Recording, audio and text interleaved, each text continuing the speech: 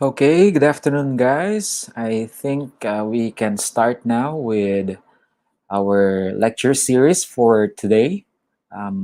We have 91 viewers at the moment. I think we should be around 200, but I don't know what happened to the rest. So probably they are not here yet. So let's just start, and hopefully they'll be able to catch up as we go along with our lecture series. Okay, so just like I think you know the drill. So if you guys have questions, you can just type in your questions in the chat box, and once I see them, I will answer your questions. Okay.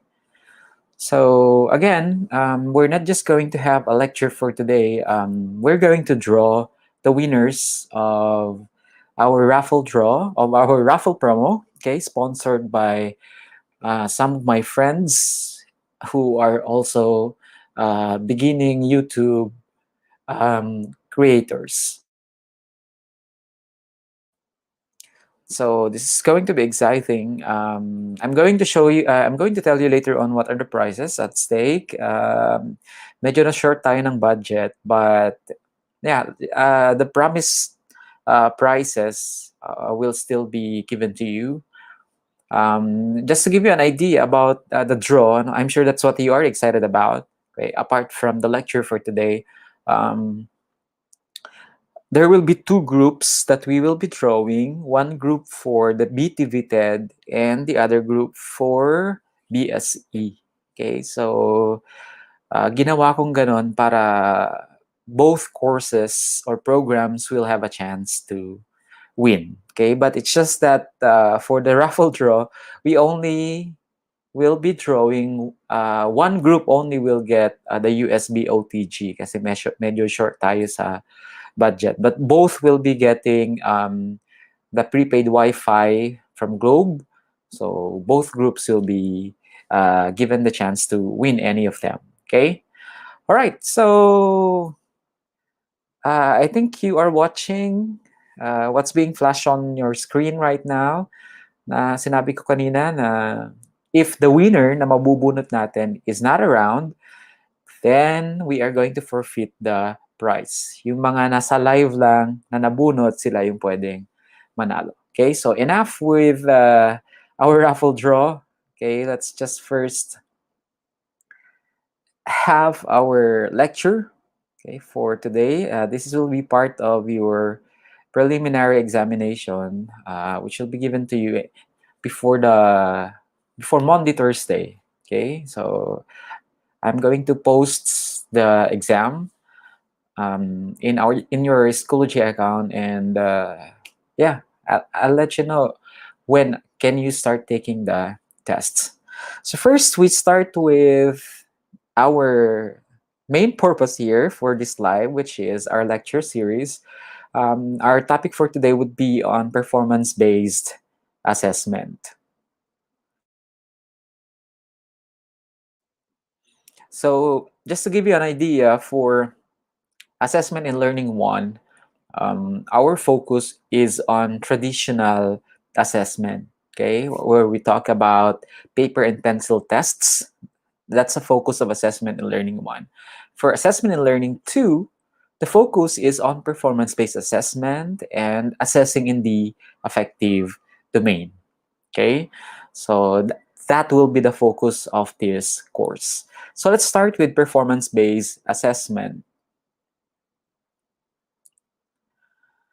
When we talk about performance-based assessment, well, this is just a review because if I'm not mistaken, we defined performance-based assessment in Assessment in Learning 1 already. Okay, so for those of you who cannot remember what performance-based assessment, so let's try to define and describe performance-based assessment once again. So performance-based assessment is an assessment activity that requires students to construct a response, create a product, or perform a demonstration.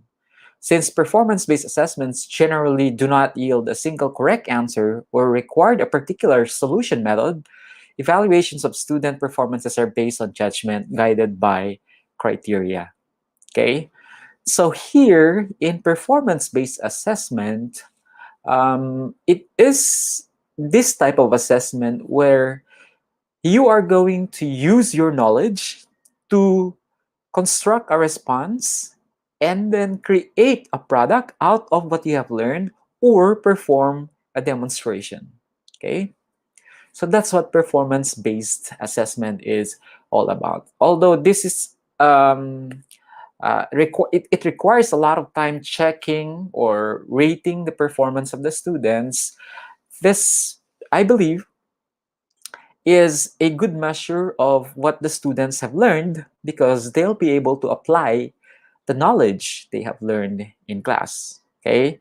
So if they did not learn something, it will be reflected on the response that they'll be giving, on the product that they will be creating, or on their performance. Okay. Now, of course, the evaluation of the student's performance under performance-based assessment would be guided by a criteria, and that's what we call your rubric. Okay, we'll be having a separate discussion on rubrics. Okay, I think that's actually included in this. Yeah, I think it's included in this lecture. Okay. Since they call for students to apply knowledge and skills rather than simply to recall and recognize, performance-based assessment are more likely to reveal the student understanding. That's what I said just earlier. Ano?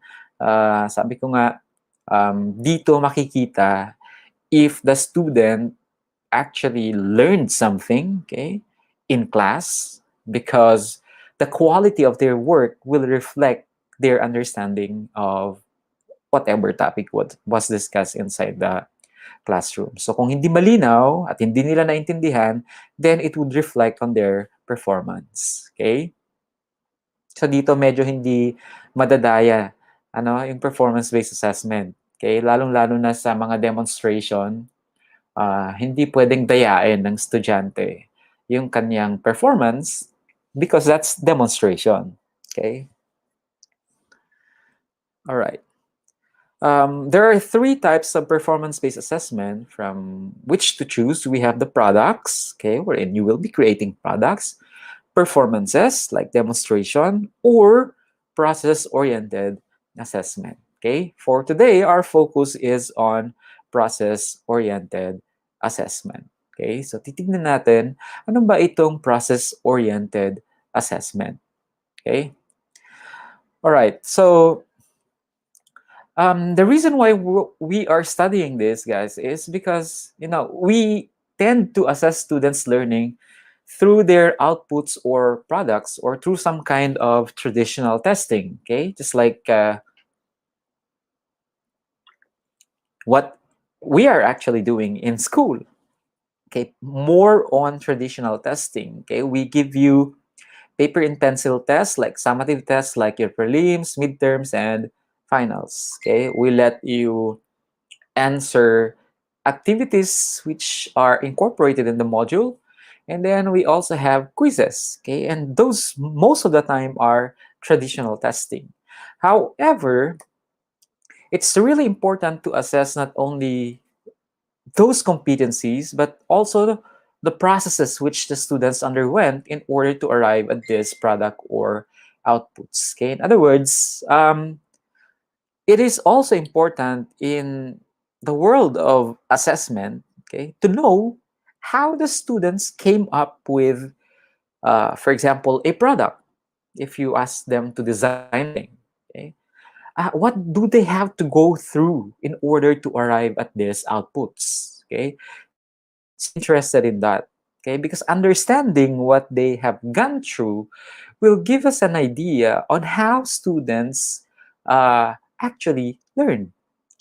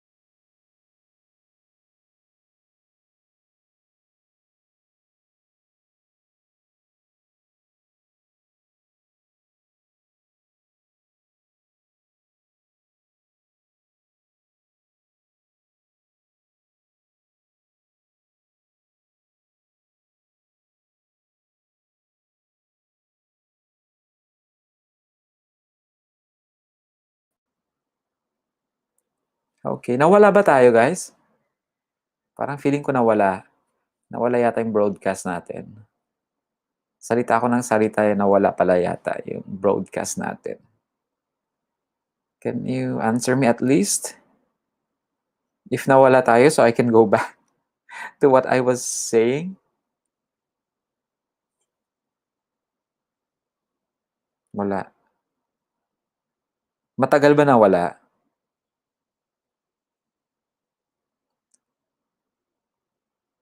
Matagal?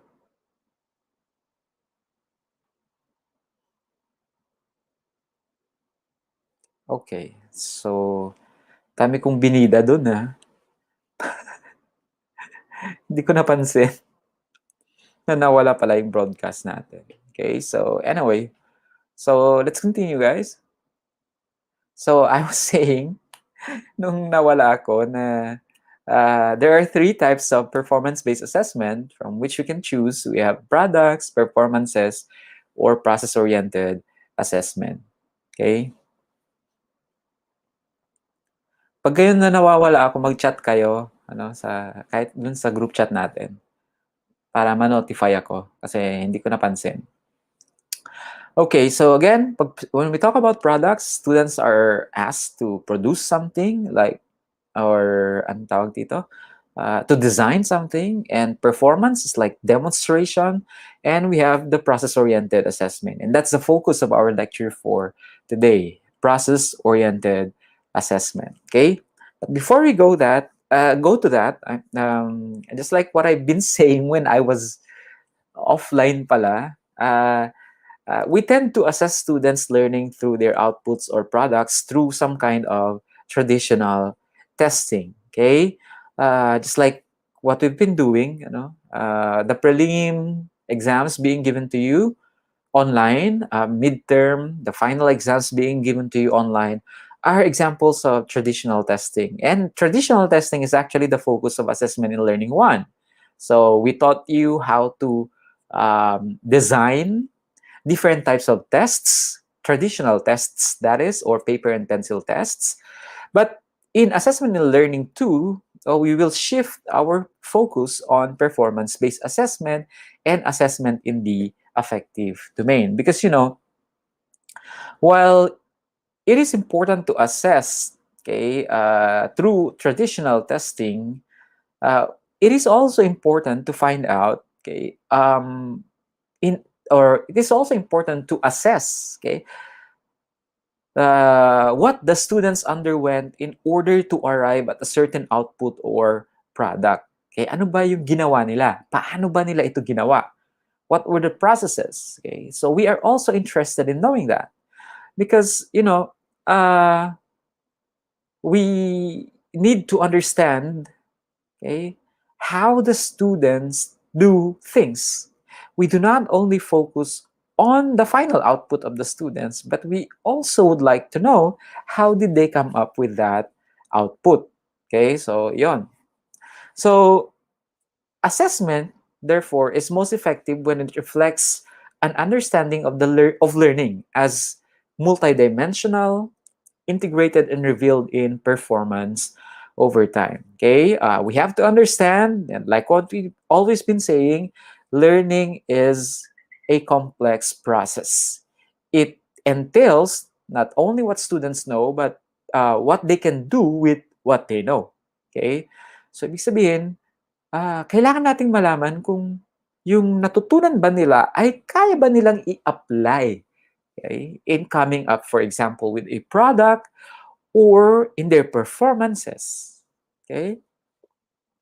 And also, learning also involves not only knowledge and abilities, but also values, attitudes, and habits of the mind, which we know will affect the academic success and performance of the students. Okay? May sinasabi nga nila na we have to educate also not only the mind, but also we all have to educate the mind. Okay? As teachers, on your part, as future teachers, you need to understand na hindi lang natin bubusugin yung utak ng mga bata, but we also have to mold them, okay, to become better persons. Okay? So, yun. That's actually what assessment 2 is all about. Okay? Assessing the students in the affective domain. Okay?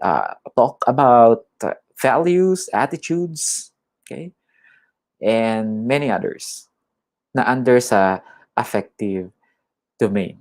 Okay? So, we need to understand the behavior of the students and correct if we still have time to correct yung ugali ng mga estudyante. Alam niyo, when you will be looking for a job, okay, apart from your scholastic record, okay, during the interview, marireveal yung character mo, okay, behavior, your attitude, makikita nila doon. Okay? And if it is not favorable, even if you are highly qualified academically, there is a huge chance that you will not be able to get the job. Okay?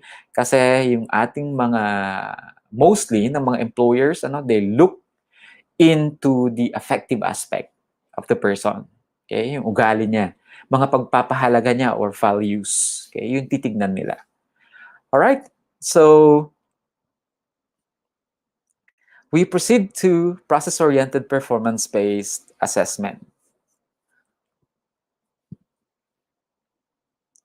To improve outcomes, we need to know about student experience along the way, about the curricula, teaching, and the kind of student effort that lead to particular outcomes. So pag nakikita nyo dyan, sabi natin, process-oriented performance-based assessment. So here, we focus on the process, not on the final output. Okay? Understanding which student learned best under what conditions to improve the whole of the learning. Okay? So, halimbawa, may pinagawa kayo sa kanila, you let them, for example, ano kaya? Design a lesson plan, for example. So under the process-oriented performance-based assessment, you don't focus your attention or the assessment doon sa final product, which is the lesson plan, but your focus is on how did the student come up with the lesson plan. Okay? Ano yung mga pinagdaanan niya para magawa niya yung lesson plan na yon. Okay? So that's process-oriented. It's concerned with the actual task performance rather than the output. Okay? So that's the main concern of process-oriented performance-based assessment.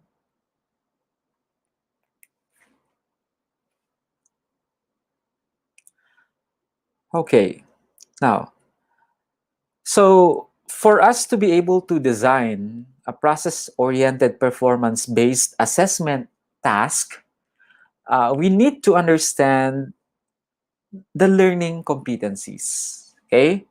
So, information about outcomes is of high importance where students end up matters greatly. But to improve outcomes, we need to know about the student's experience along the way. So, about the curricula, like what I said, teaching, and the kind of student effort that lead to a particular outcome. Okay? Assessment can help us understand which students learn best under what conditions. So, for learning competencies, okay, pag magde-design tayo ng task, because later on, I will ask you to design a tasks na process-oriented, okay? First things first, kailangan natin na tingnan yung learning competencies. The learning objectives in process-oriented performance-based assessments are stated in directly observable behavior of the students, okay? So when we talk about competencies are defined as groups or clusters of skills and abilities needed for a particular task. Okay?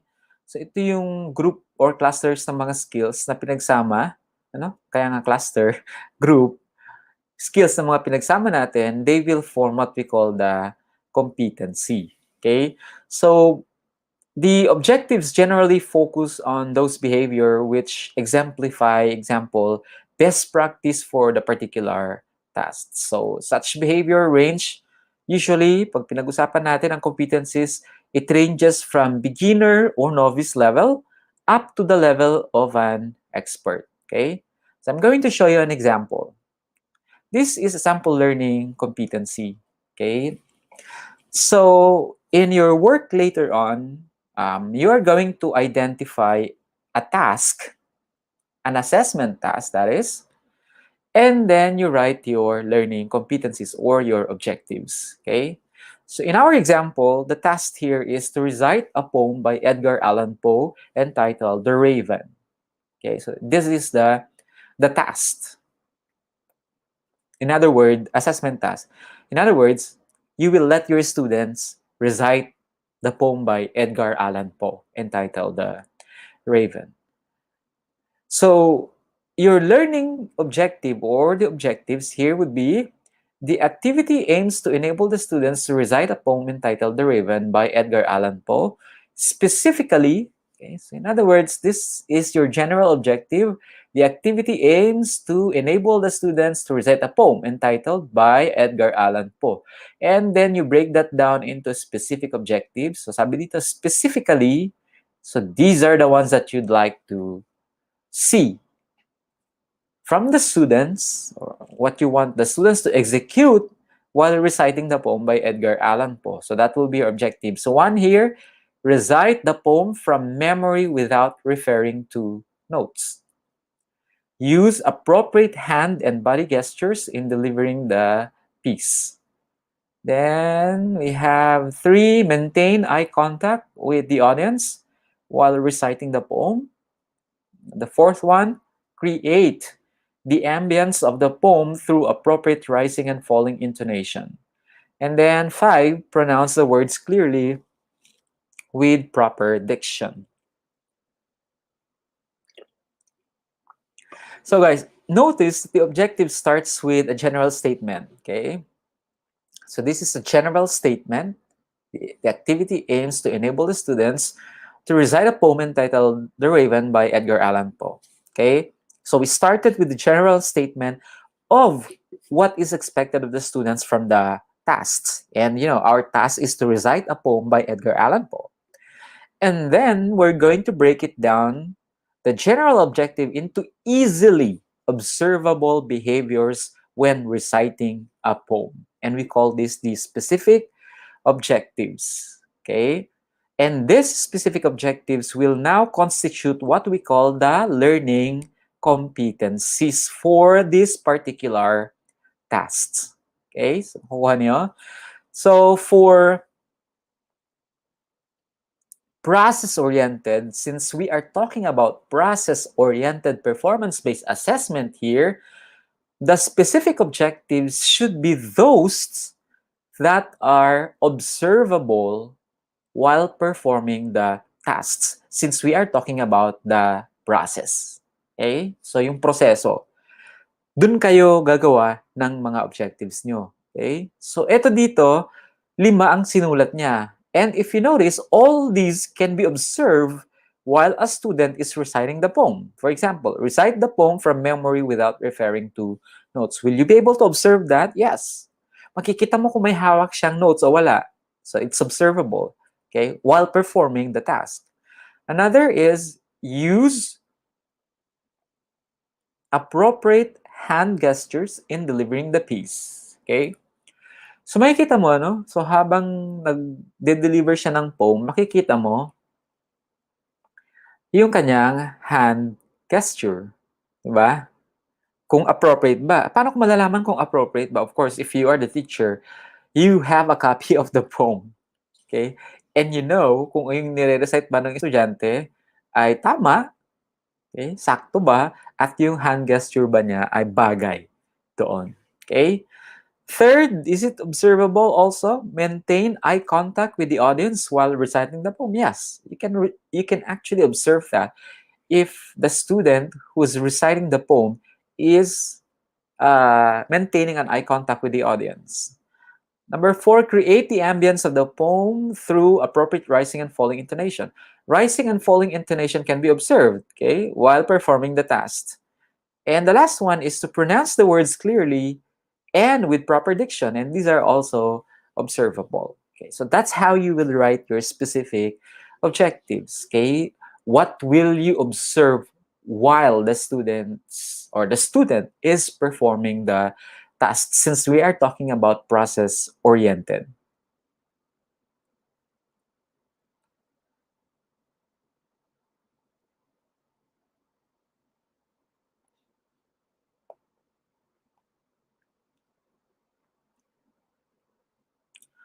Okay, so yeah.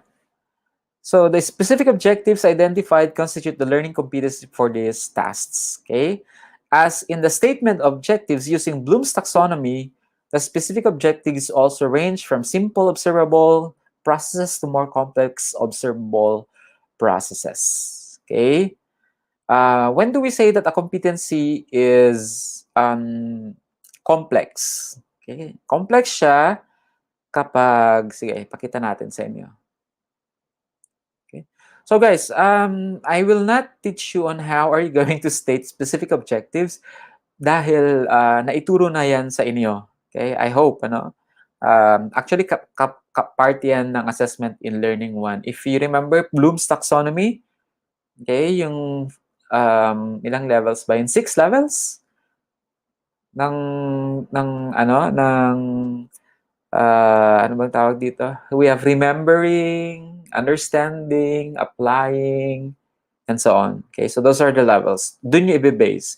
So since dito sa example natin, these are all simple, ano? Very simple na observable learning targets na nilagay natin. Okay? So, pwede nyo gawin siyang ito, sabi dito, the specific objectives and then constitute the learning competence for the task. So, yung nilagay ninyo dito ng mga learning objectives will be your learning competencies na tinatawag natin. Okay? Objective range from simple observable processes to more complex observable processes. Okay? Complex competencies consist of 2 or more skills. This is a comparison of a simple and a complex competency, just to give you an idea. A simple competency, speak with a well-modulated voice. That's simple. This will become complex naman siya pag if you recite a poem with feelings using appropriate voice quality, facial expression, and hand gestures. So, more than one, ano, yung ating skill na hinahanap. Ano yon? Reciting a poem using appropriate voice quality, that's one, facial expression, and then you also have hand gestures. Kaya, naging complex siya. Another, for math, draw a straight line from one point to another point. So that's very simple. It's a very simple competency. Okay? But it will become complex if itong gagawin natin, construct an equilateral triangle given 3 non-collinear points. So you are not only connecting dots here, like 2 points, but here you are connecting 3 points, and you are going to look if the measurements of each side of the triangle are actually equal, okay? Because we are looking for an equilateral triangle. So it's a more complex competency. Another example is this. Color a leaf with a green crayon. That's very simple. Complex is draw and color a leaf with green crayon. So there are 2 competencies here. You're going to draw the leaf and color the leaf. Dito, you're just going to color the leaf. Leaf. Okay, hindi pala left. Leaf. Yon. So, that's simple and complex competency. Okay? So, again, in designing a process, performance-based assessment, first thing is identify the assessment tasks and then state your objectives, general and specific objectives. Okay? The specific objectives are your competencies. Okay? Now, so once you're done doing that, the next thing that you're going to do is to design the tasks. Learning tasks need to be carefully planned. Okay? In particular, the teacher must ensure that the particular learning process to be observed contributes to the overall understanding of the subject or the course. Or in other words, ano ibig sabihin yan? Kapag tayo ay magde-design ng tasks, we have to ensure na yung gagawin natin ay towards the attainment, okay, or the goal of the attainment of the goal of the subject or the course. Okay, huwag tayong gagawa ng mga activities na wala namang kinalaman towards the attainment, okay, of the subject or the course goals. Okay, so here are some generally accepted standards for designing a task.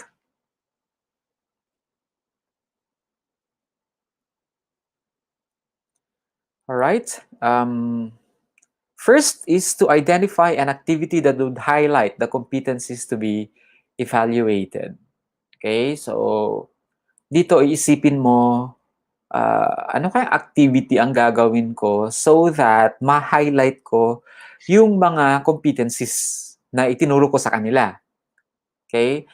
Halimbawa, tinuro mo how to recite a poem, how to write an essay, or manipulate the microscope. Ngayon, mag-iisip ka, halimbawa dito sa manipulating the microscope, ano kayang activity? Ano kayang task? Ang maha-highlight yung pagmamanipulate ng microscope. Okay, so mag-iisip ka ngayon para ma-highlight yung tinuro mo sa kanila on manipulating the microscope. Okay? Or, for example, um, troubleshooting ng sasakyan, ng makina, halimbawa, uh, or troubleshooting ng appliances. Ano activity kaya na process-oriented ang pwede mong ibigay sa kanila para ma-highlight yung troubleshooting? Okay?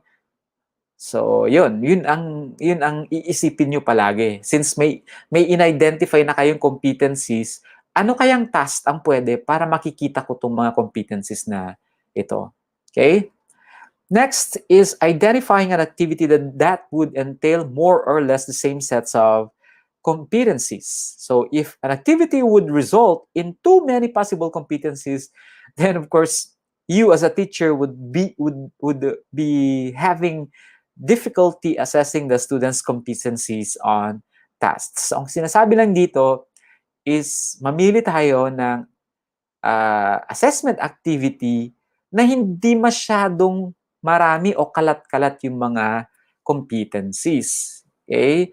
Dapat pumili tayo ng activity na cluster yung kanilang mga competencies at hindi masyadong marami. Kasi mahirap i-check. Kasi ang dami mong ilalagay later on ng mga competencies. Okay?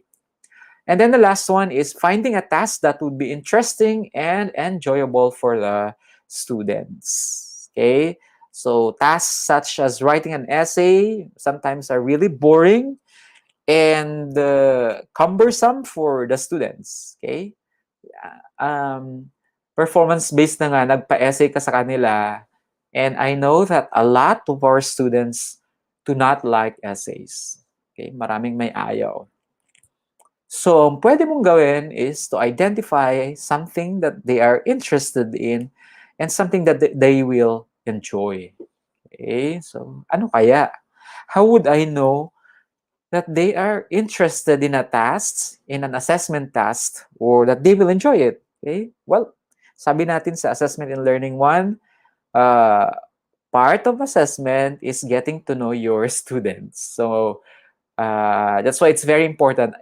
Alam nyo, sometimes there are students who do not understand why teachers use the first day of meeting to get to know their students. Akala ng mga estudyante, pamatay oras lang nung teacher, yung ganon, yung getting to know you. Di ba? You have teachers na their first activity during the first meeting is getting to know you activity. Okay? All sorts of activities na getting to know you. Okay? And sometimes students find it as a way ng mga teachers to kill the time kasi hindi pa handa yung teacher. No, okay? That's actually part of assessment before, before you start uh, doing a lesson in class. Okay, why? Getting to know you will help you, will give you actually an understanding kung anong klaseng mga estudyante ang hahawakan mo. Okay? Kaya kailangan ng getting to know you. So, maybe when you will be teaching, you need to know what interests your students, what are the things that they enjoy, and you keep all these things in mind so that when you design a task, alalahanin mo lahat ng mga yan na sinabi nila para doon yung mga gusto nila o kung saan sila masaya, yun yung mga pipiliin mo. Okay? So, di ba? So that's the purpose of assessment before the lesson, before you even start formally teaching your students. And like what I said, this is usually done before the start of the semester or before the start of the school year. So wag niyong iti-take advantage yung part na yon, pag ginagawa yun ng mga teachers sa inyo. Okay? All right. So this is an example of a task design. So let's say the topic which you discuss in class is understanding biological diversity. Ito yung lesson mo. Okay?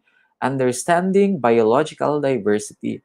Ngayon, mag-iisip ka, ano bang assessment task ang ipapagawa ko sa kanila for me to check kung yung mga competencies ba ay na-acquire nila, okay, about biological diversity. So this is an example of a task. Okay, a possible task would be to bring the students to a pond or creek, ask them to find all living organisms near the pond or creek, then bring them also to a school playground to find out as many living organisms as they can.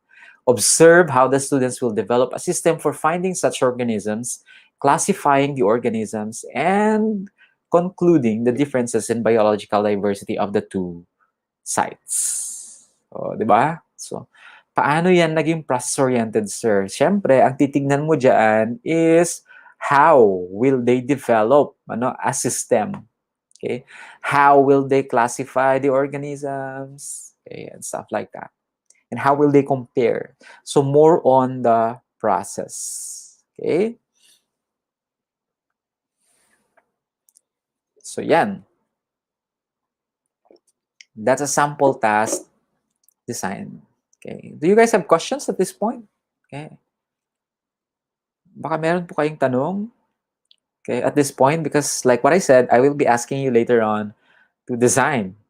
Okay. A process-oriented performance-based assessment task. Okay. So I think no question at this point. Okay. Wala yatang tanong. So I think medyo delayed ako. So I'm going to just wait if you guys have questions. If you have no questions, then please type no question so that I would know if you guys can follow. Wala po ba? Parang feeling ko tulog na kayo. Sige. Wala. Nakakabingi yung silence ninyo, guys. So, wala po ba? Huwag po kayong mahihiyang magtanong. Okay. Okay, ayun. Medyo delayed nga, no? Okay. Delayed pumasok yung mga ano nyo. Actually, ang dami nyo na palang tinype dito. Alright, so I think it has something to do with my connection. Okay, no question. Okay. Galing. Alright, so let's proceed. Konti na lang to, guys. Okay. Wag kayo masyadong mas stress. I'm going to give you a copy of this presentation after the class, or after the discussion. Then, we have scoring rubrics. Okay? Sabi natin kanina, ito yung aspect ng performance-based assessment na maganda, Kasi, una-una, if you let your students perform, okay, or produce something to check their knowledge, it's because hindi siya madadaya kasi performance nila yung makikita mo. Okay? But, unlike in the traditional testing, na madali lang siyang i-check. Kasi for example, meron kang multiple choice test, napakadaling i-check. Kasi kung ang sagot sa number 1 is A, kung hindi A ang sinagot niya, di mali siya. Okay? But for performance-based assessment, titignan mo talaga yung performance niya. And you're going to evaluate it based from the set criteria. And those set criteria will be reflected in what we call your scoring rubrics. Okay? So, hindi tayo pwedeng mag-conduct ng performance-based assessment pag wala po tayong rubric. Hindi pwedeng yung, okay, halimbawa, pinasayaw mo sila, dance, dance, dance. Tapos, after dancing, okay. Natuwa ka, 92. Then may next, hindi ka natuwa, 80 lang siya. But of course, anong basis mo bakit 92 siya? Anong basis mo bakit 80 siya? So, ang sinagot ng teacher, maganda yung sayaw niya. Ha? Hindi pwedeng maganda yung sayaw niya, kaya 92 siya. Dapat may basis kung bakit 92 yung grade niya. And that's where scoring rubrics will come in. So that's how important scoring rubrics are. Okay? So when we talk about rubric, it's a scoring scale used to assess student performance along a task-specific set of criteria. Okay? So dito nyo makikita yung mga criteria. That's why since you will be becoming teachers in the future, when you will be conducting a performance-based assessment, regardless if it's process-oriented or product-oriented, basta performance-based assessment siya, it is a must that you have a rubric, a scoring rubric, and this rubric should be anong tawag dito, communicated to the students. Dapat bago yung performance nila, ibigay mo yung scoring rubric sa mga estudyante para alam nila kung paano sila gagraduhan. How will they be rated? Okay? And also, it will also guide them, the scoring rubrics, pag binigay nyo sa kanila, mag-guide din kung saan sila magpo-focus dapat. Okay? Halimbawa, dance performance sa PE, for example, masyado yung ginalingan yung costume. Talagang super ganda ng costume nyo. And then sa rubric pala, ang costume 2% lang. Dun nyo binuhos yung effort nyo sa costume. Okay? Dahil hindi pinakita sa inyo yung rubric. So, ganun ka-importante. So, ibibigay mo yung rubric. Imagine beauty pageants, di ba? Sa beauty pageant, bago naman mag-start yung pageant na yan, ibibigay sa inyo yung criteria for judging ng bawat category para yung candidate ay mag-focus. Okay? So, yun. Ganun din sa pagtuturo natin. So, when you assess them using a rubric, ahead of time, ibibigay mo yung rubrics, scoring rubrics sa kanila. Okay? Now, in our course, you will be asked later on to construct your own rubric. Okay? That's why we need to understand what's rubric. Okay? So rubric is comprised of two components. We have criteria and the level of performance. Criteria, these are characteristics of good performance in a task. Okay, so for it to be called a rubric, there should be at least two criteria and at least two levels of performance. Hindi pwedeng iisang criteria o isang level of performance. Hindi siya rubric. So dapat at least two criteria and at least two level of performance. Okay? And then we also have descriptors.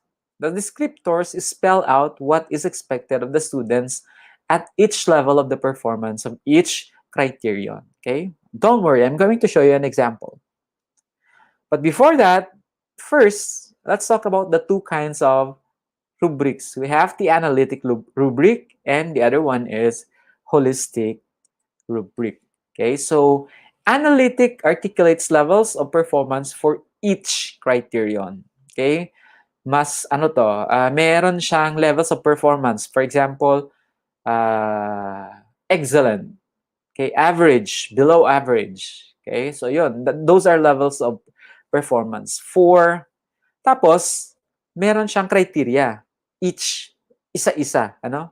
For holistic naman, does not list separate levels of performance for each criterion. Sa holistic, kaya nga holistic, wala siyang separate levels of performance.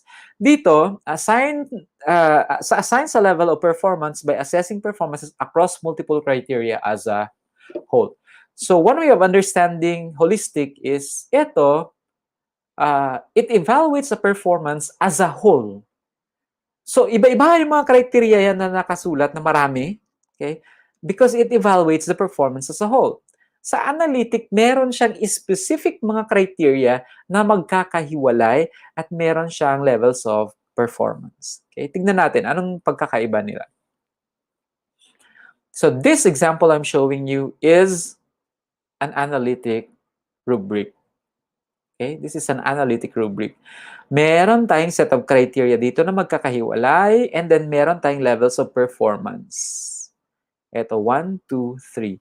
Okay, of course, levels of performance could be assigned points or pwede rin naman na descriptive. Pero usually, pag descriptive, meron pa rin siyang assigned points. Okay? So, ano yung mga components ng rubric? So, we have the criteria here. Ito, criteria are the number of appropriate hand gestures, appropriate facial expression, voice inflection, and incorporate proper ambience through feelings in the voice. Kung mapapansin nyo, ito yung nandun sa ating example kanina. Okay? Doon sa mga competencies. Okay. Now, we have here a column called weight. Ang weight ay hindi palaging meron sa rubric. Okay? Ilalagay mo lang ito kung sa tingin mo ay ang mga criteria mo ay magkakaiba yung bigat. Kung titignan nyo dito, mabigat ang binigay na puntos dito sa incorporate proper ambience through feelings in the voice kasi times 3. Anong ibig sabihin yan? Kung 3 ang score niya, times 3, 9 points ang score niya. Okay? Then followed by voice inflection, and then appropriate facial expression and the number of appropriate hand gestures, 1 times 1 sila pareho. Kung ang inyong mga criteria naman ay pare-pareho naman ang weight, huwag nyo nang ilalagay itong column na weight kasi pare-pareho lang naman sila ng weight. Pero kung may mas mabigat at medyo may mga lesser ang priority nyo na criteria, that's the time you will put the weight. Then we have this column, ang tawag natin dito ay levels of performance. So 1, 2, 3. 3 is the highest. Okay? Pwede sigurong poor, average, and this one is excellent. Okay? So pag excellent, 3 points. Pag average, 2 points. Pag poor, 1 point. Okay? If you notice guys, wala tayo ditong 0. Okay? Halimbawa, zinero mo siya sa number of appropriate hand gestures. Bakit? Wala man lang siyang, hindi man lang niya itinaas yung kamay niya or something. Okay? So at least meron dapat. Ano? So dito, kung mapapansin nyo, walang 0 na score. Meron at meron siya makukuha na score. Okay? Ano naman itong mga to? Itong lots of appropriate, yan yung tinatawag natin na descriptors. They spell out what is expected of the student at each level of performance. Maganda na may descriptor ang bawat level of performance para mag-guide yung teacher kung paano niya i-score yung performance ng isang estudyante. Hindi yung, okay, halimbawa, wala itong descriptor na 1 to 4, 5 to 9, 10 to 12. Paano malalaman na excellent yung ginawa niya? Okay. Wala namang descriptors. So, mas maganda at mas madali mag-score pag meron tayong descriptors. In other words, pag ako yung teacher, pag nagre-recite siya, bibilangin ko ilan yung tamang hand gestures niya. So pag lumampas siya ng 4 at 6 ang nagawa niya, then I'll give her 2. Diba? So madali siya. Nag-quantify mo siya. Okay? So the same with at the other levels. The same also here, appropriate facial expression. So you will get 1. If there are a lot of inappropriate facial expression, madami, you will get 2. If few inappropriate facial expression, you will get 3. If there is no this should be no inappropriate facial expression. Ibig sabihin, pak na pak lahat ng kanyang mga facial expression, kaya perfect 3 ang ibibigay natin sa kanya. So nakikita nyo guys, so since 1 is the lowest, 3 is the highest, nakikita nyo yung ating mga descriptors, gradually, paakyat din siya, no? Mas nagiging perfect yung performance sa kanila.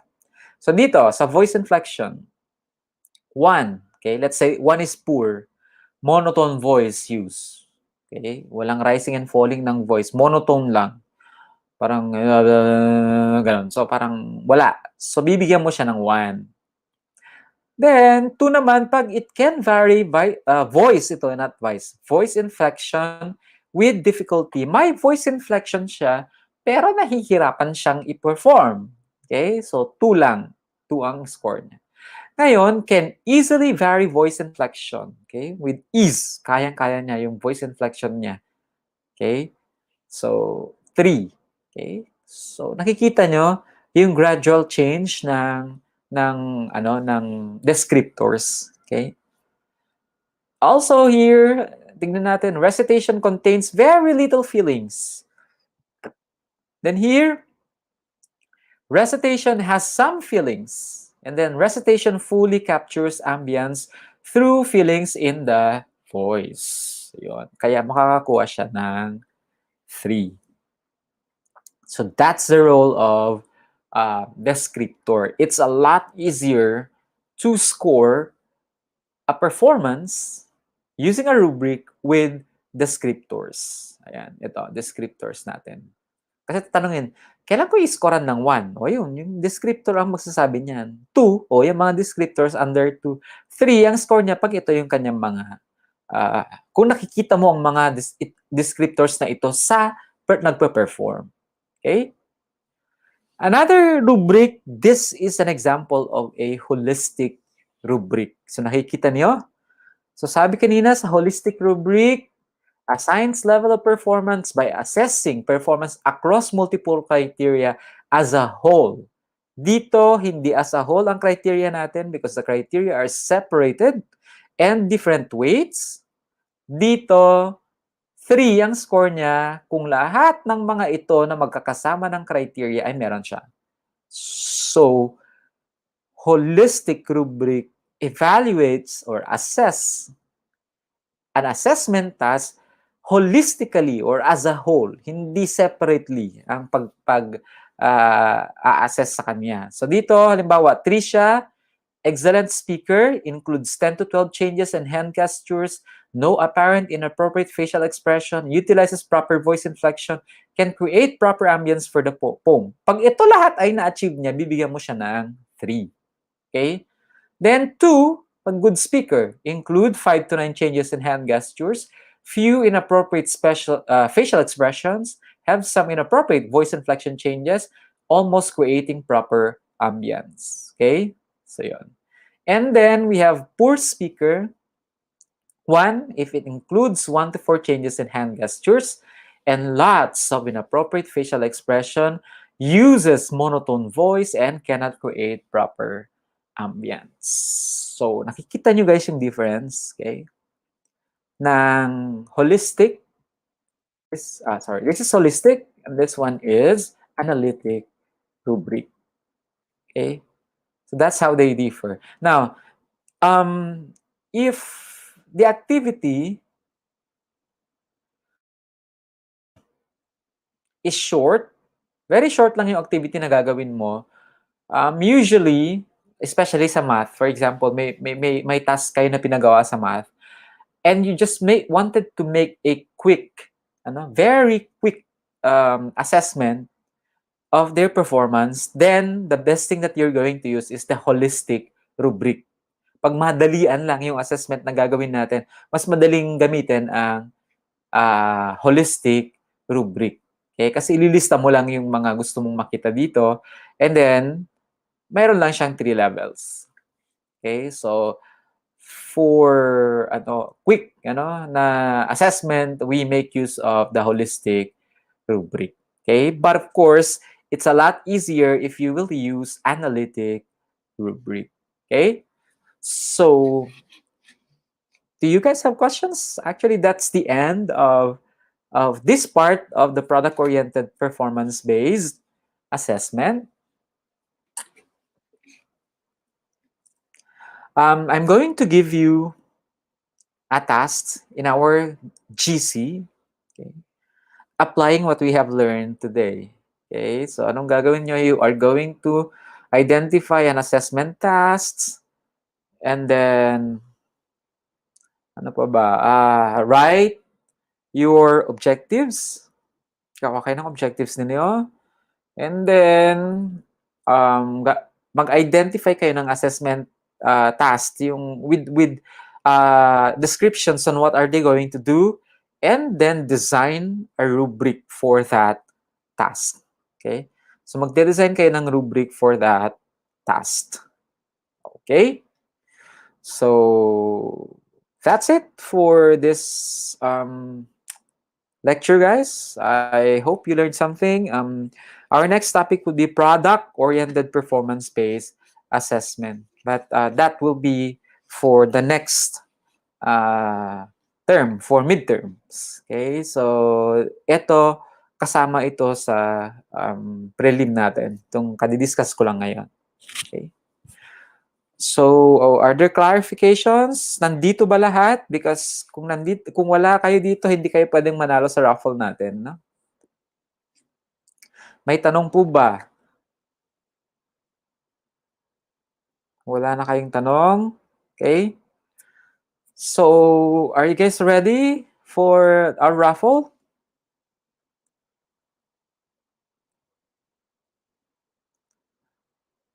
Pakisagot naman ako kung ready kayo sa raffle natin.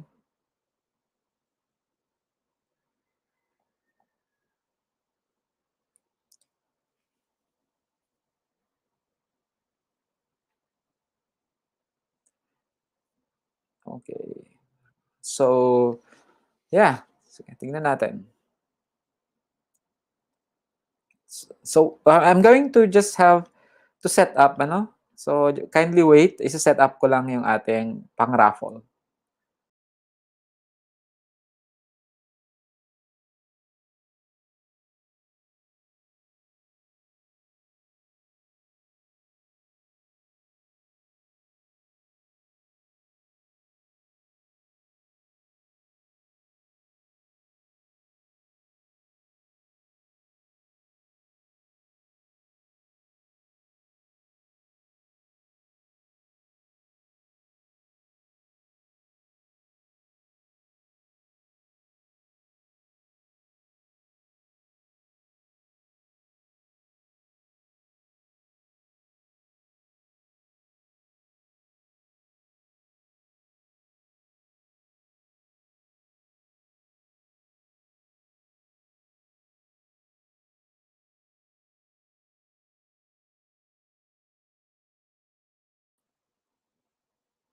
Oh, yan guys.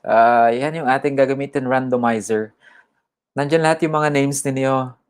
Kindly check kung nandiyan yung name ninyo, at pag hindi nyo makita, let me know. Okay? So, wait lang. Scroll natin. Just let me know if your name is not included. Anong section ito? I think this is BTV TED. So, ang gagawin natin guys, separate. May BTV TED, meron tayong BSE. Okay? So, magdo-draw tayo sa BTV TED, then magdo-draw tayo sa BSE. Okay? Ano yung mga prices natin? Magkaiba yung price niyo, kasi hindi nga kinaya ng ating budget. For the BSE, for BSE group,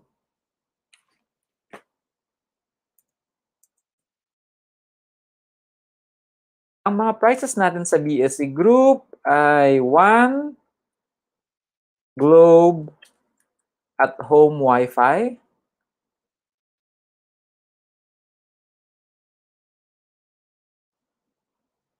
And then 1 earphone.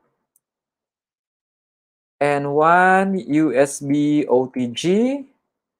Plus 5 winners of 100 pesos loan.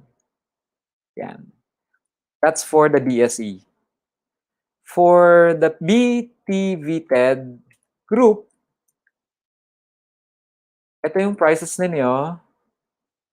1 Globe at home, prepaid Wi-Fi.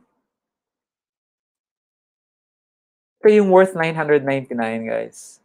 Then 2 earphones and 5 winners of cell phone loan worth 100. Yan. Okay? So, ano daw? Sir, di nakita name. Mamaya, i-scroll ko yan. Makikita nyo yung name nyo. Okay? So, wait. Let's start with BSE muna. So, this is BSE, I think. So, BSE, paki-check yung mga names nyo.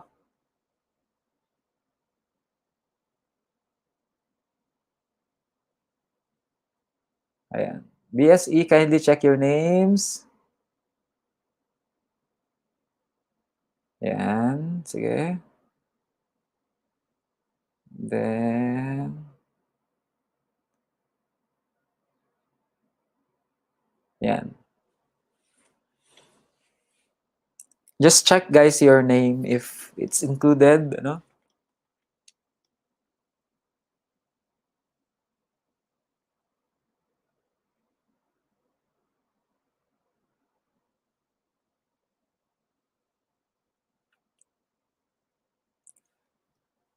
Ang dami. This is more than 100, no? Okay, and by the way, I would like to thank our sponsors, for participating dito sa ating draw, helping us out. Actually, guys, super thankful yung ating mga fellow YouTubers sa help ninyo for subscribing sa kanilang mga channels kasi kailangan nila ng tulong at this stage, ano? Kaya super thankful din sila. Okay, next. Let's scroll natin. Ayan. Madami kasi to. Ayan, paki-check yung name ninyo. Then, next. Yun.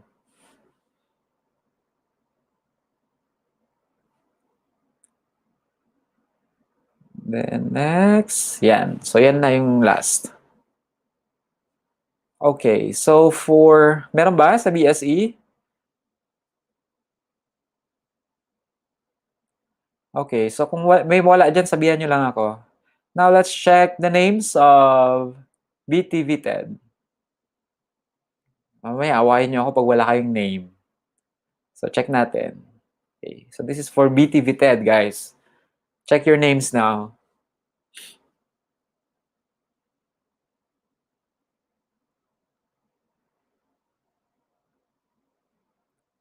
Okay. Nasaan na? Ay, mali. Dito pala. So, yan. Yan muna. So, kindly check your names.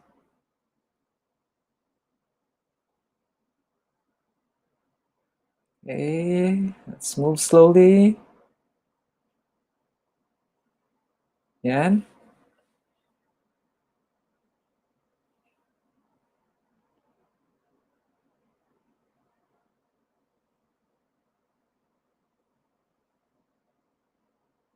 Okay, next.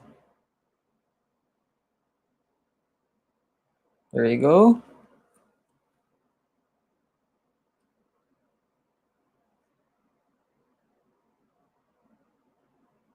Okay. More. Dami din nito.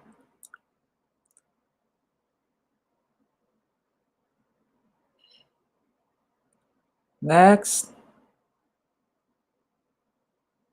Yan.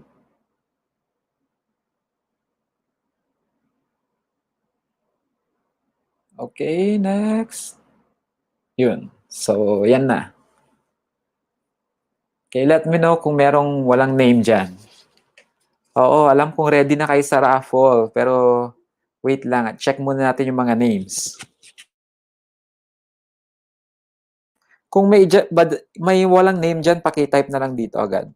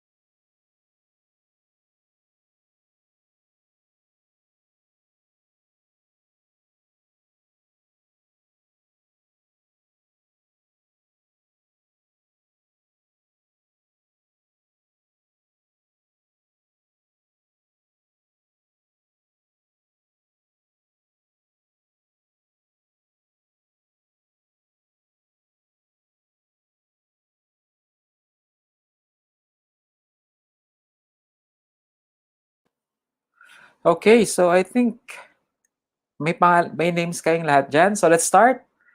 So guys, first mag-start tayo sa BTV TED, ano? Let's have BTV TED. And ang first natin na i-draw ay winners ng 100 pesos load.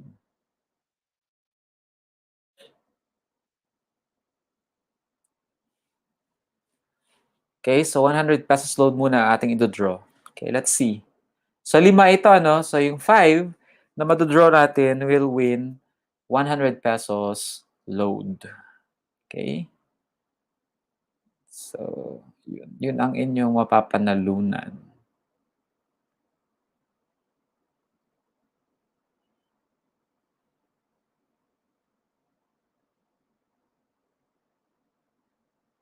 Okay, so let's start drawing. Ready na kayo, guys? Magdasal na kayo. Okay, so here we go.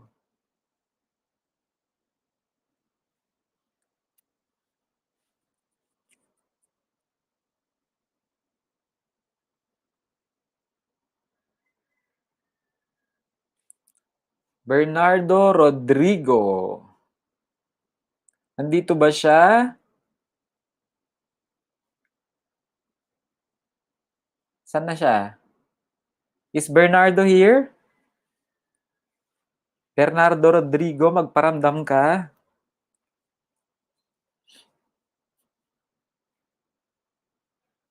Nanalo ng 100 pesos load. Bernardo Rodrigo. Asan? Guys, pag lumabas yung pangalan nyo dyan, mag-chat kayo kaagad. Ano? Ayun, nandun siya. So yan, si Bernardo Rodrigo. Ayan. Congrats! Nanalo ka ng 100 pesos na cellphone load. Okay, next. Another winner of cellphone load.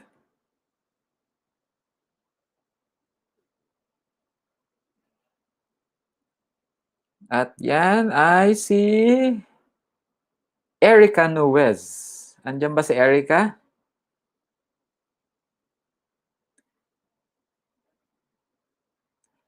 Erica, magparamdam ka? Kung nandyan ka ba?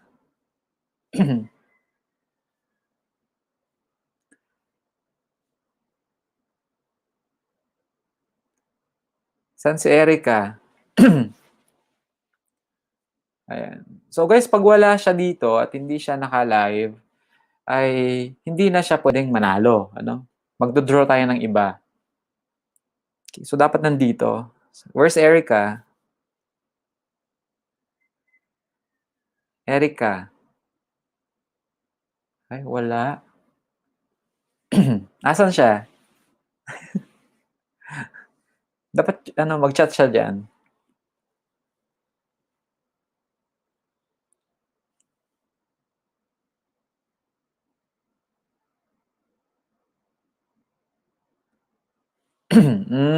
Sige, sige. Okay, since you can attest na nandyan naman siya, ayo. Ayan si Erica. Ayun. Okay, so congrats, Erica. Let's proceed to the third winner of cellphone load. Ayan, congrats sa dalawang nanalo. So, proceed tayo sa next. Next, guys.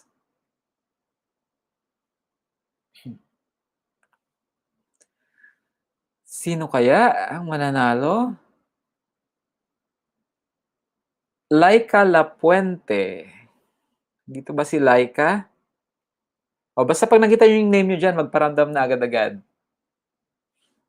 Laika Lapuente.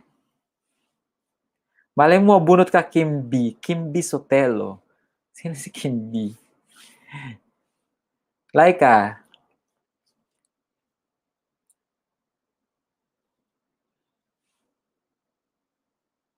Ayun. Meron si Laika. Congrats, Laika. Ayan. Next, nandito lahat ah.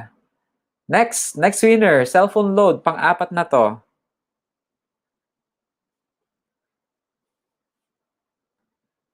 At ang nanalo ay si J. Mark Mendoza. Dito ba si J. Mark?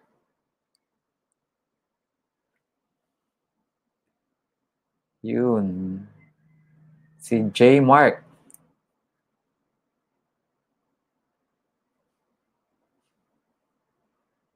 So, J. Mark Mendoza, ang ating fourth winner. Andito ba? Sabihan nyo ako pag nandyan ha.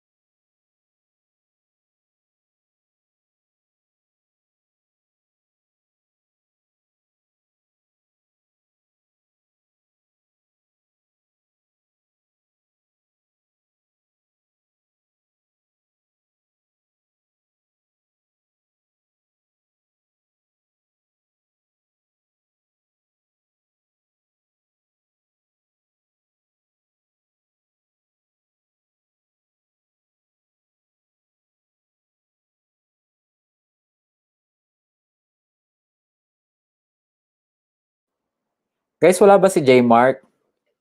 Kung wala siya, ay tatanggalin ko siya at hahanap tayo ng ibang winner. Wala? Walay? Okay, mukhang wala siya. So, tanggalin natin si J. Mark. Let's have another winner. Para hindi tayo matagalan. Okay, another winner. So, hindi nanalo si J. Mark kasi wala siya, no? Ay, andun! So, meron pala si J. Mark. Yan. Okay, sige. Ako pala ang nadidelay, ano? J. Mark Mendoza. Okay, ang panglimang winner natin ay si Marshall Alingod. Okay, we have Marshall Alingod. Saan si Marshall?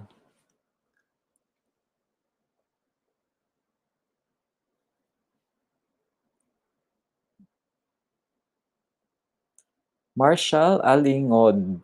Alingod ba talaga yan? Oo, delayed talaga. So, let's wait for Marshall kung nandyan siya. Guys, kung alam nyo namang nandyan siya, sabihin nyo na ako. Agad-agad.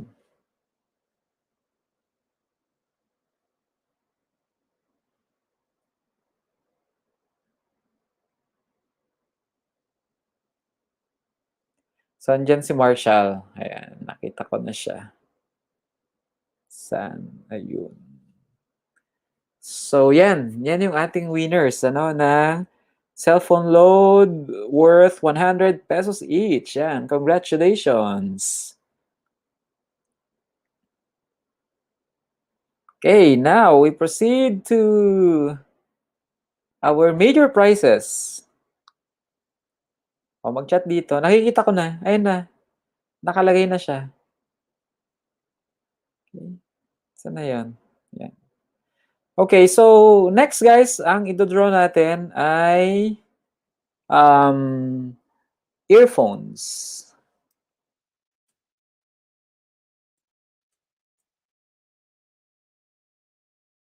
Yan.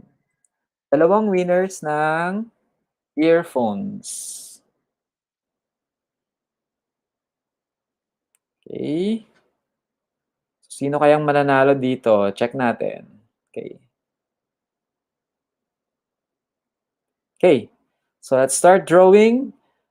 The first winner of earphone. Yan. This is for BTV TED. Ang mananalo ng earphone ay si Merly Villanueva.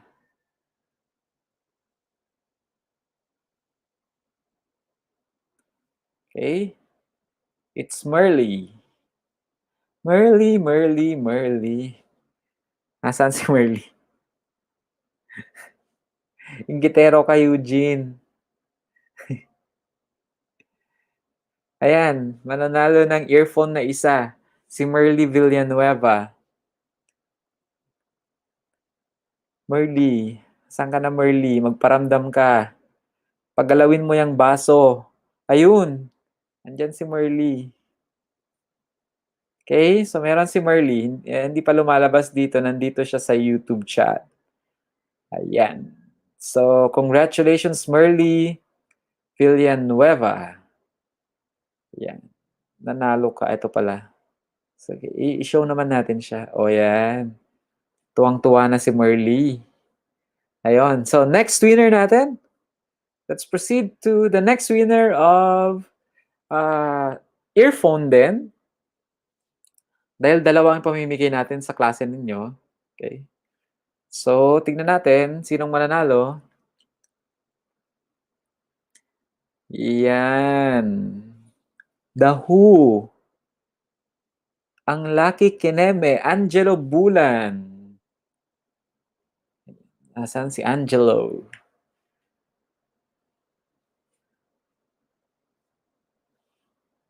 Angelo Bulan.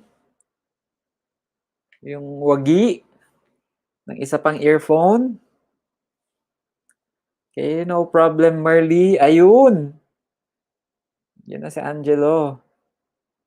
Nag-sir na siya kaagad-agad. Yan. Oh. Congrats, Angelo Bulan. And we are down to our last prize for today. Yung ating Globe at Home prepaid Wi-Fi worth 999 pesos. Okay? So, handa na kayo guys. Ayan, magdasal-dasal na. Ito na yung winner natin. And the winner is Florence Gabuyo. Yun. Woo. Sino si Florence? Andito ba si Florence Gabuyo?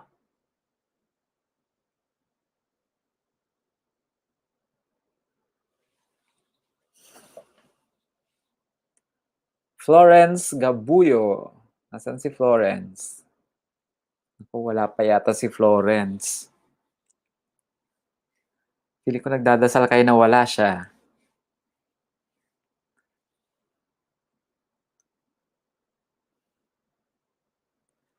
Florence? Nasaan siya?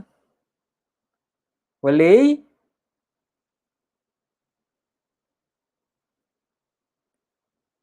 Bakit wala si Florence?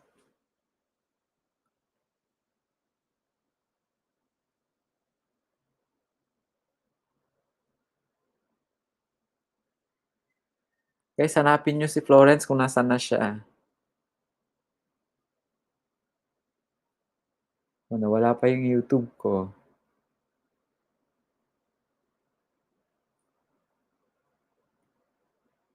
Florence Cabuyo! Woo!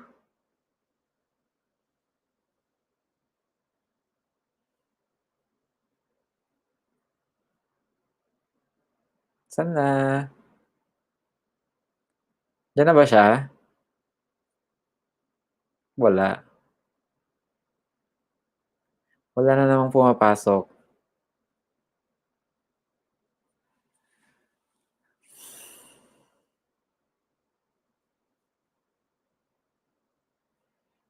Mhm. Where is it? Or mahina na ang aking Wi-Fi.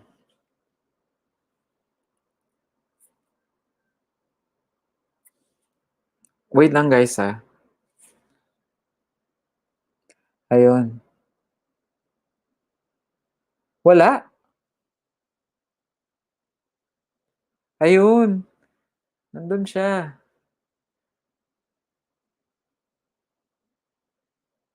Ayan, si Florence. Ayun. Babae pala si Florence. Kasi May. Florence May Gabuyo. Congrats guys sa BTV TED. Okay, so I'll just let you know paano nyo i-claim yung mga prizes ninyo. Now we proceed to BSE. Oy, samahan nyo naman muna ang BSE guys. Huwag muna kayong lumayas dyan. Sa BSE naman tayo.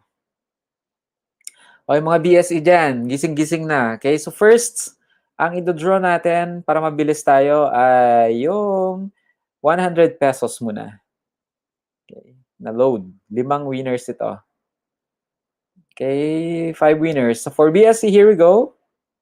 Ito na. First winner ng 100 pesos na load. Sino yan? Jimar Sagun. Tama ba yung name? It's Jimar Sagun.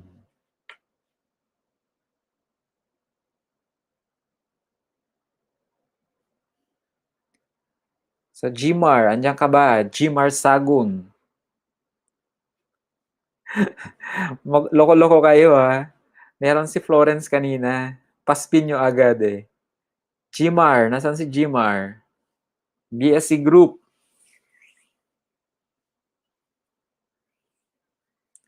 Oo nga, kainggit no? Buti pa siya, meron na siyang Globe at Home Wi-Fi.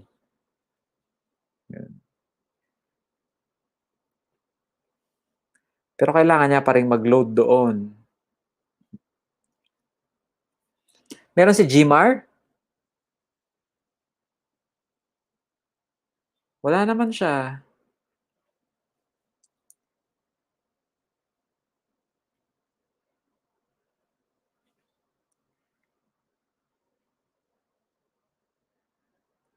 Gmar Sagun. I think wala si Gmar Sagun. Okay, so kung wala, let's proceed. Para hindi tayo matagalan, ano? Sa BSC ito. Okay, so still 100 peso load.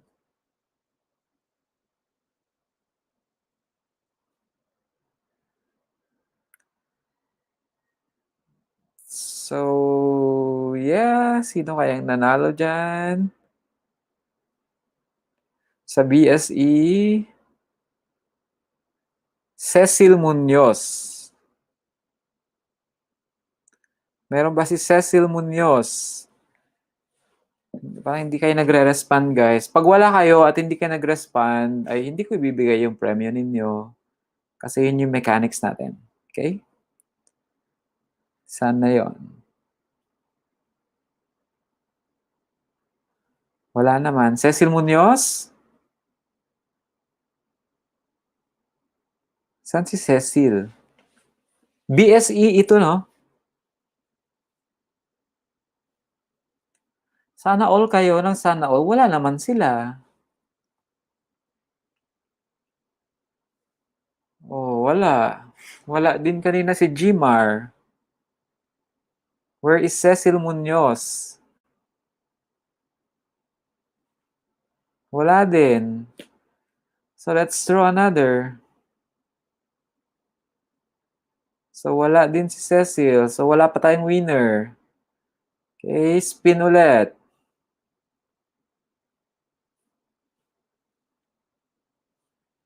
So wala pang winner ah. Okay.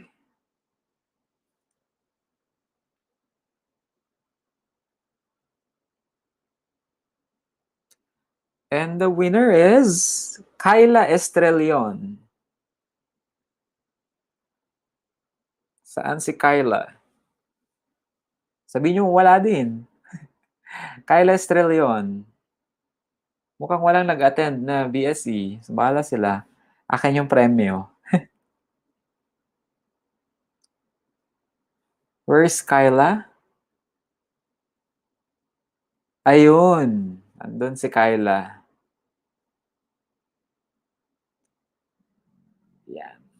Congrats, Kyla Camille Estrelion. Ikaw yung first winner, no? Ng 100 peso load. Okay, so let's proceed. Next winner. Ang dami nyo pa man din. Tignan natin yung next. Next winner ng 100 peso load ay si... Sino ba? John Ochoa. Asan si John Ochoa?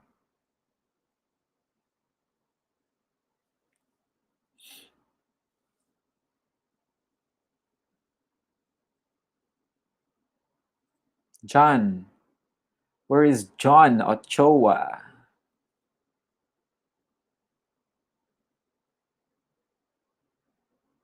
Wala din?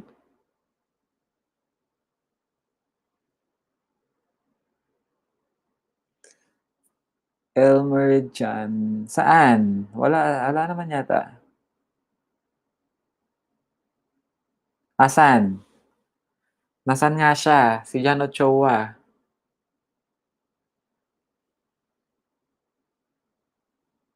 Ayun.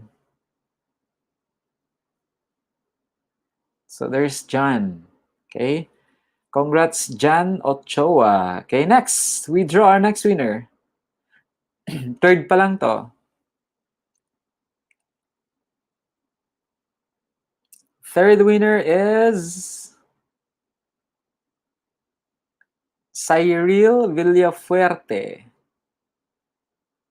Yan. Yan na guys. Cyril.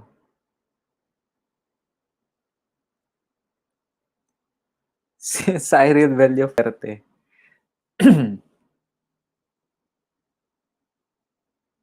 Yes, John Loy Ochoa. Okay na.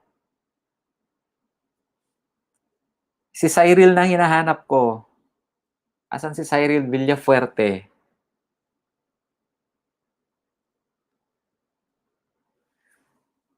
Cyril? Mukhang mayayaman ang BSE at ayaw nila ng mga pamigay.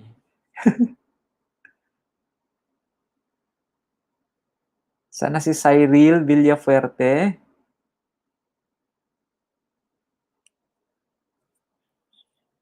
Oo, saan nga siya?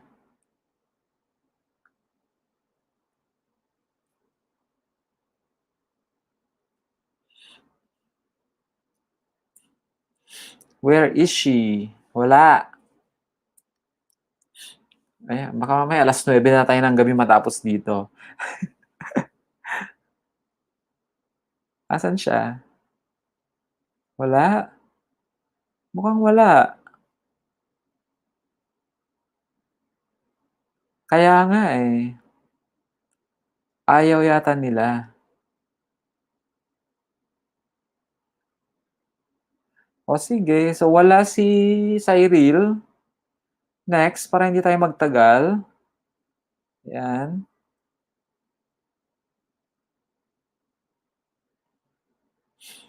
Oo, madaming BSC talaga.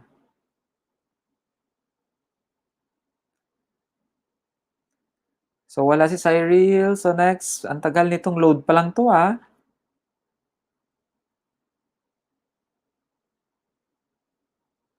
Sino si... Ayan, Rosemary Domingo. Sino si Red Cabato? Eh, hindi naman, wala namang winner na Red. Ano ka ba? Hindi ikaw yon. O, Rosemary Domingo. Saan si Rosemary Domingo? Wala din?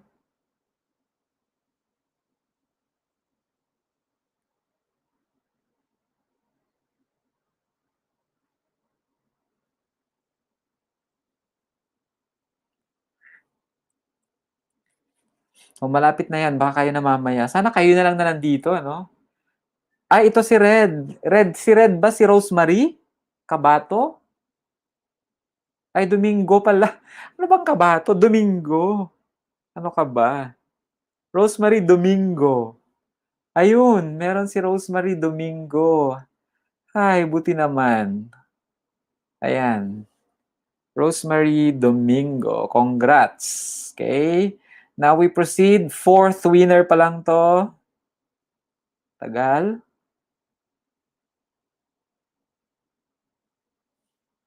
Ayan. Ng 100 pesos. Sino kayang mananalo? Ayun. Janice Kabakan. Parang may nakikita ko kaninang ganito. We have Janice Kabakan. Nandito ba?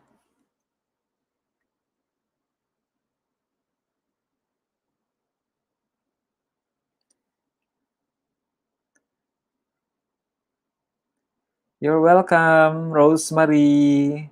Ayan, maraming mga inggitera dito. Malay nyo kayo mamaya manalo. Saan si Janice? Janice or Janice?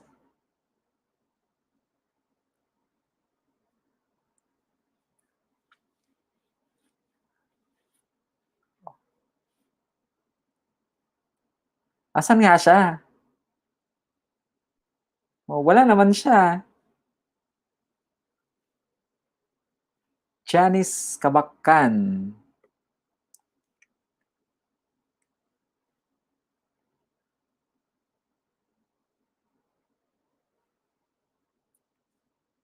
Asan si Janice? Wala.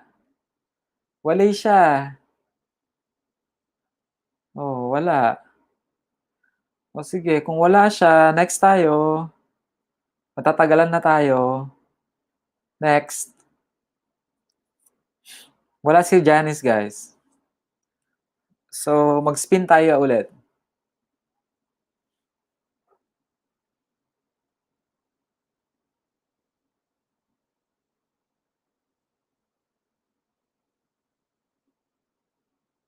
Ayan, Clarice Angeles. I think Janice is not here, so yun. Si Clarice Angeles.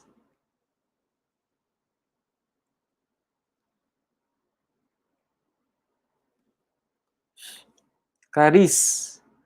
Wala din. Ah, matindi. Ang mga BSE ayaw.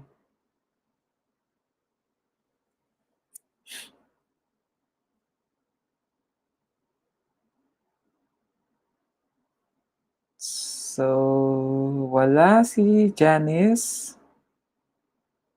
Wala din si Clarice.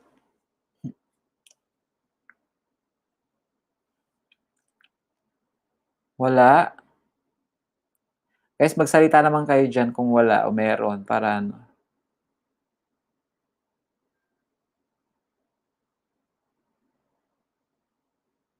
Ang tagal na nating ano, online. So, wala na. Wala din. So, Clarice is not here also. Let's draw another. Sana yung mga meron ang makuha.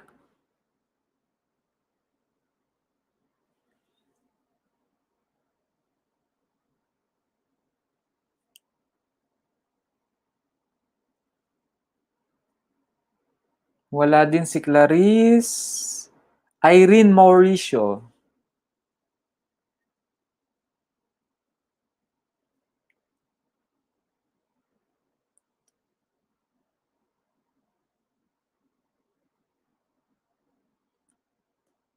Irene.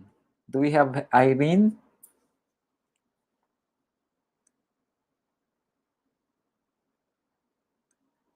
Ah, Irene Mauricio. Asan? Ah, wala. Wala na naman. Guys, hindi pwedeng sabihin yung meron siya kung hindi naman siya online. Dapat nandyan siya, kahit mag-type siya ng kahit ano. How about Irene Mauricio? Sinong meron?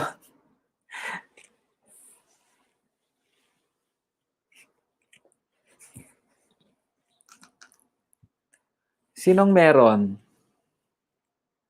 Nasaan nga siya? Ibig sabihin hindi siya nanonood ng live?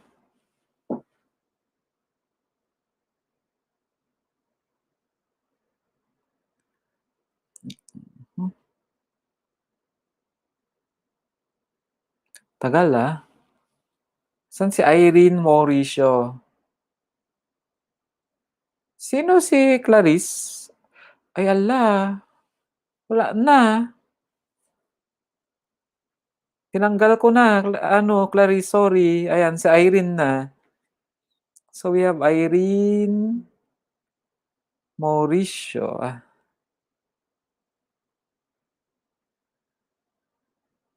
Ayun. So, ang ating fourth winner ay si Irene Mauricio. Congrats. Ayan. Next. Sorry, Clarice, kasi nag-ano na kami eh. Nag-move na kami. Okay, so next. Fifth winner.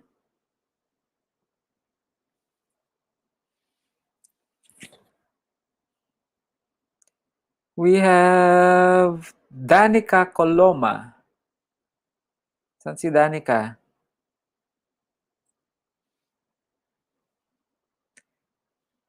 Danica Coloma.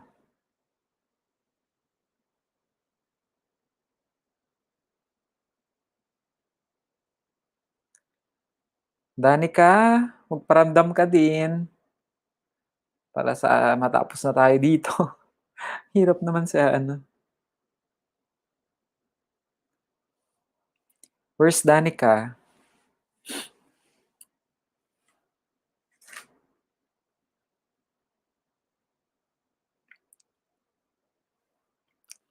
Danica Coloma.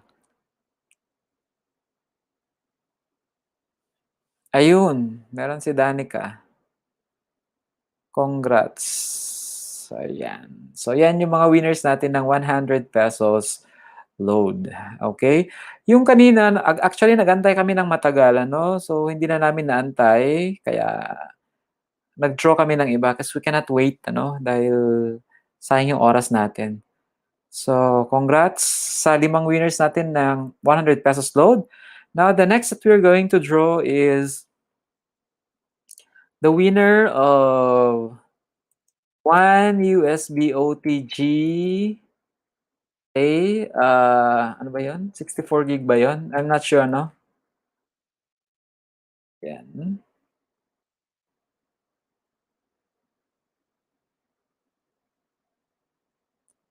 So, next ay... Teka lang.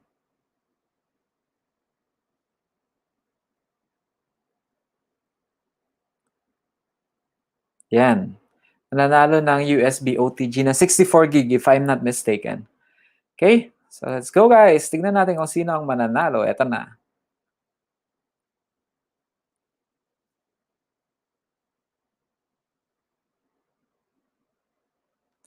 Yan. Sino kaya ang mananalo ng USB? And the winner is... Maika Gitu. Nakita ko dito si Maika kanina. Ayun. Jamaica Gitu.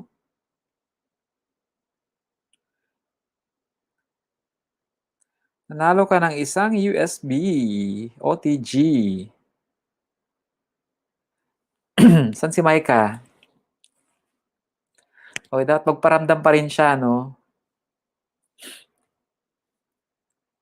Jamaica. Bilangan natin. 1. Saan na yun? Wala naman siya.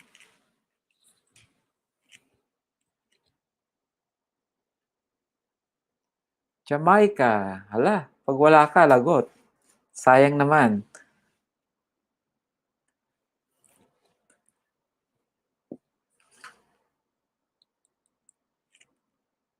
Wala siya.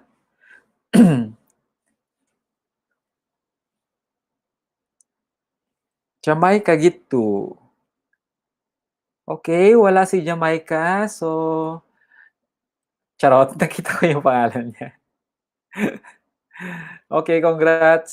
Ayan, si Jamaica. Ayan, so siya yung nanalo ng ating OTG. Okay. Phone. OTG USB pala. Anong phone? Magbayad ako ng phone dyan. Okay, so next. Ang winner naman natin ng, ano kaya, one winner ng earphone. Earphone. One winner of earphone. Okay. Ito. Sinong mananalo kaya ng earphone natin? Check natin. Okay, here we go.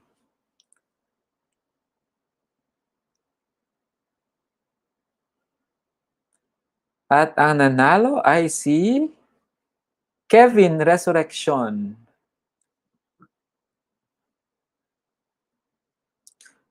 Asan si Kevin?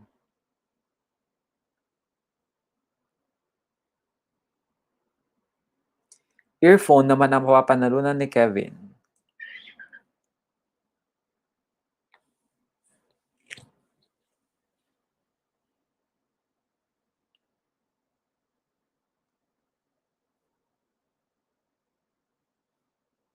Earphone lang pala yung walang S. Nasaan na si Kevin? Kevin, where are you?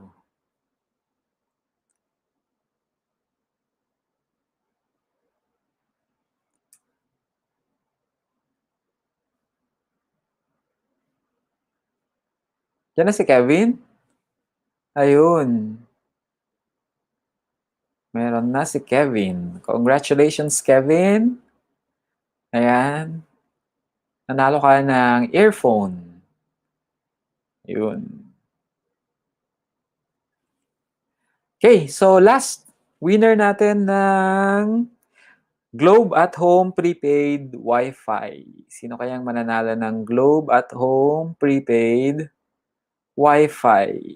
Ayan. So, tingnan natin kung sino.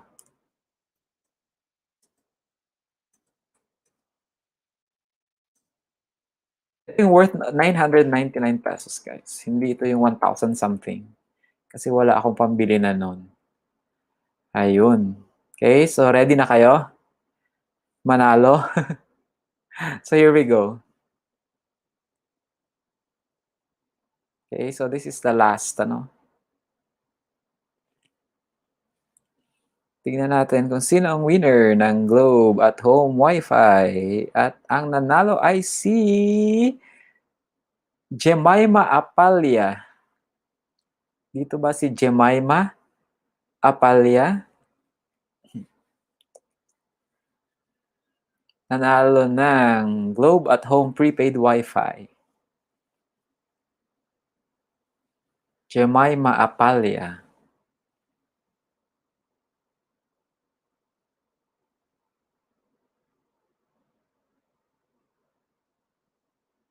Meron ba si Jemima?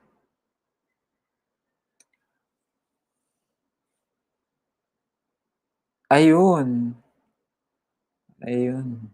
Agad-agad siya nag-respond. So yan, congratulations Jemima Apalia, winner of Globe at Home Prepaid Wi-Fi. Yun. Swerte nyo, ha? Yung mga iba, don't worry guys, we'll be having more draws para sa inyo. para matulungan ko kayo sa inyong pag-aaral, ano, yung mga kailangan ninyo. So more on Wi-Fi, ano na siguro, ay hindi Wi-Fi, mga load na lang siguro ang pwede natin na ipapremyo sa inyo sa mga susunod because those will come from my pocket already.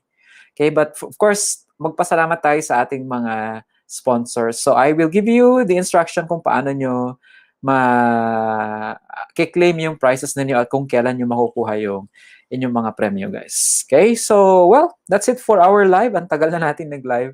Thank you so much, guys. I'll be giving you some more instruction in our group chat. So, to all the winners, congratulations. Sa mga hindi nanalo, kayo naman next time siguro, who knows, ano? At magpabibigay pa ako ng draw or raffle, okay, sa susunod. So, that's it for today, guys. Thank you so much for staying with me. Maraming salamat. You prepare for your examinations. Okay, bye. So, pwede na kayong umalis.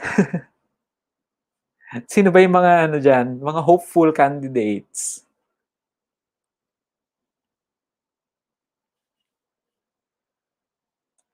Yung mga luhaan.